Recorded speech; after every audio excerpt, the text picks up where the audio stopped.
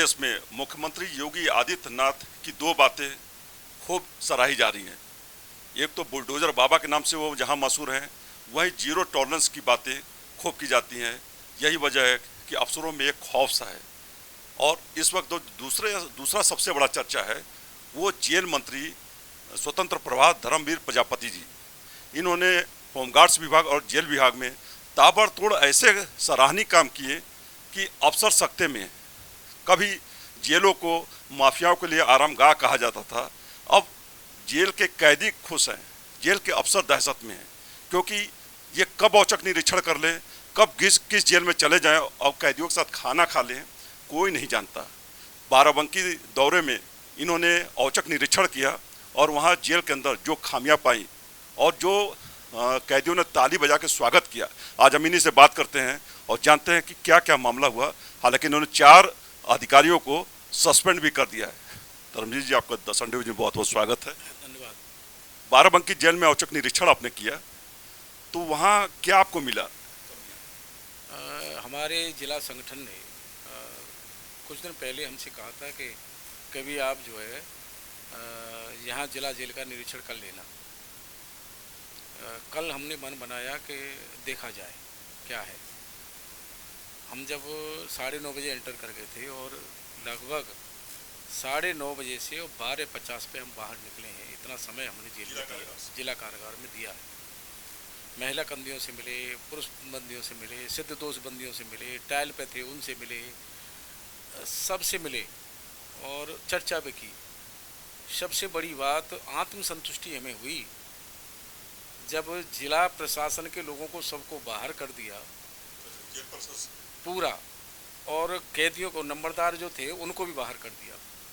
मैं स्वयं, हालांकि उन्होंने कहा कि सुरक्षा की दृष्टि से आपका अकेला जाना ठीक नहीं है, लेकिन मैंने कहा कि मुझे कोई चिंता नहीं है, कैदियों से मेरी कोई दुश्मनी नहीं है।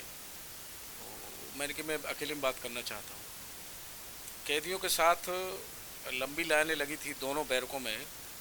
मैं बीच में फील्ड में खड़ा हो गया और मैंने सबको बुला कर आप यहाँ आ जाइए मेरे साथ, मेरे नज़दीक। चर्चा की। पहले तो उन्होंने सबसे पहले तालियां बजा करके स्वागत किया।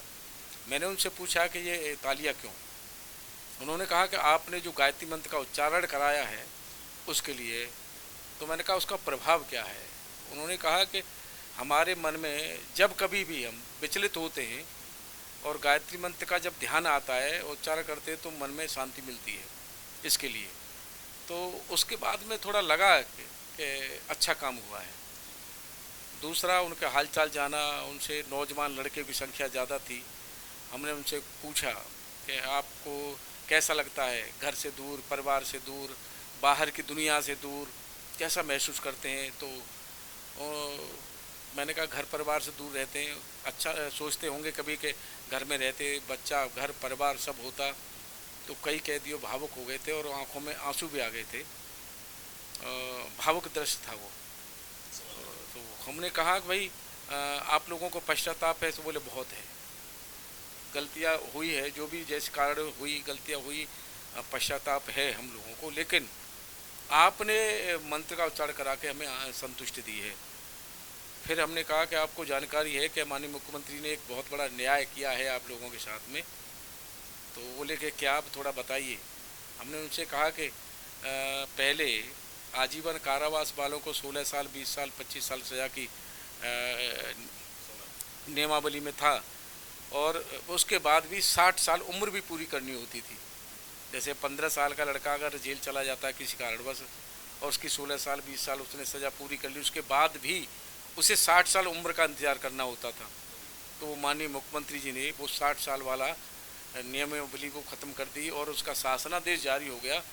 तो तालियों से उन्होंने स्वागत किया और मुख्यमंत्री जी की प्रशंसा की इस काम की कि उन्होंने हमारे जीवन में मूलभूत परिवर्तन के लिए एक बहुत बड़ा कदम उठाया है। हमारी ओर से मुख्यमंत्री जी की ओर को धन्यवाद कर देना।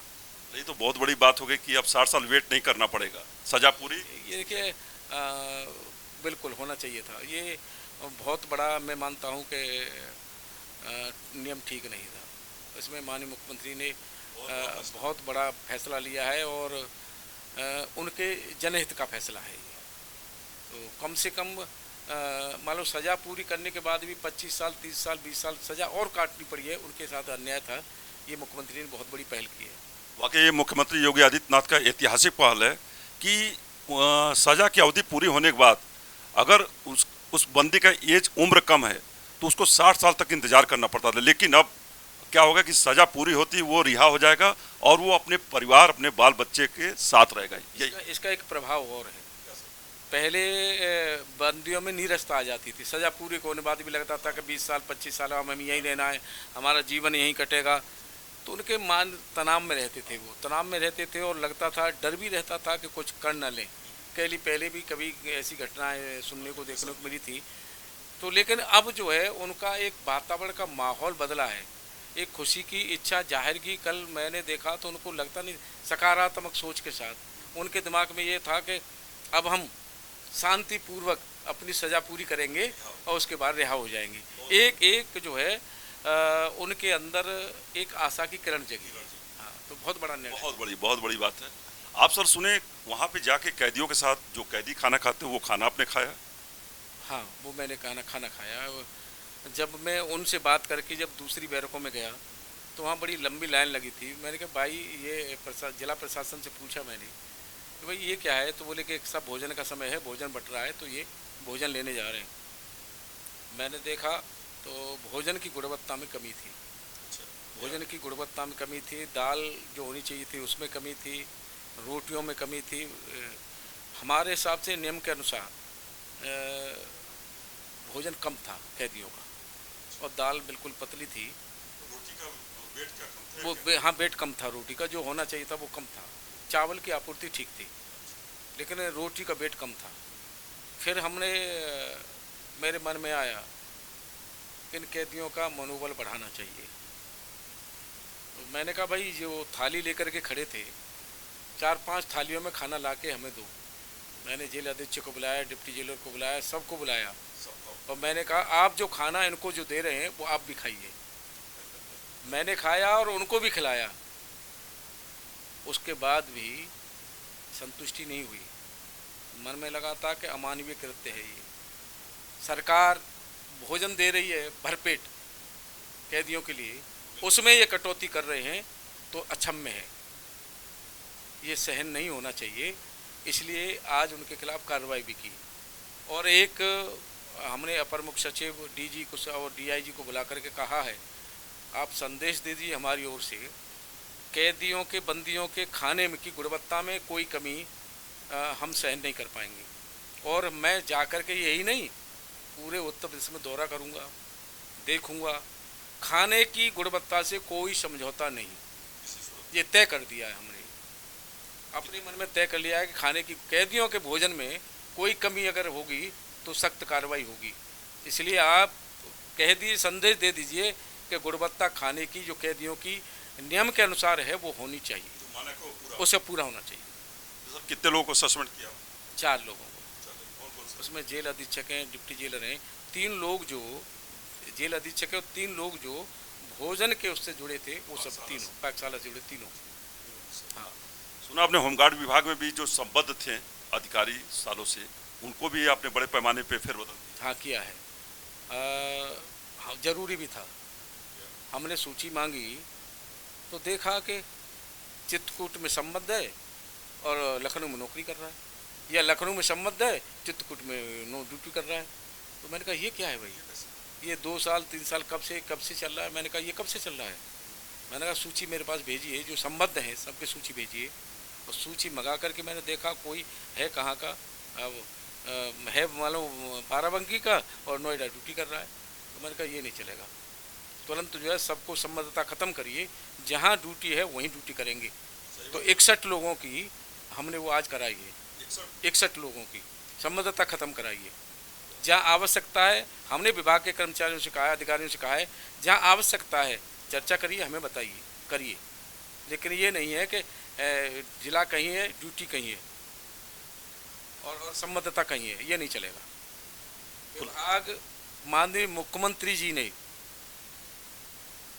मुख्यमंत्री जी का मैं सम्मान करता हूँ, परिश्रम की पराकाष्ठा करते हैं।